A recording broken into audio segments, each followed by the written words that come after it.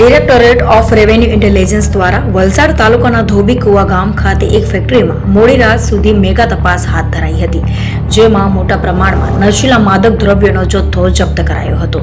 ડીઆરઆઈને ચોક્કસ બાતમી મળી હતી કે નેલ પેઇન્ટના મટીરીયલ બનાવવાની આડમાં ચાલતી આ ફેક્ટરીમાં ગેરકાયદેસર રીતે નશીલા માદક દ્રવ્યોનું ઉત્પાદન કરવામાં આવી રહ્યું છે.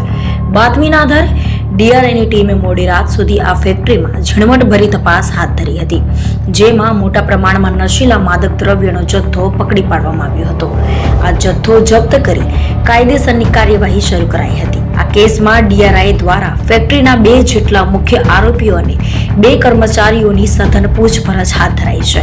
આ સમગ્ર તપાસમાં વલસાડ રૂરલ પોલીસની ટીમે પણ ડીઆરઆઈને સંપૂર્ણ સહયોગ પૂરો પાડ્યો હતો, જેના કારણે આ મોટી સફળતા મળી છે. આ દરોડાથી વલસાડમાં ગેરકાયદેસર માદક દ્રવ્યોના ઉત્પાદન અને વેપાર સાથે સંકળાયેલા તત્વોમાં ફફડાટ વ્યાપી ગયો છે. ડીઆરઆઈ દ્વારા આ મામલે વધુ તપાસનો ચક્રો ગતિમાન કરવામાં આવ્યો છે.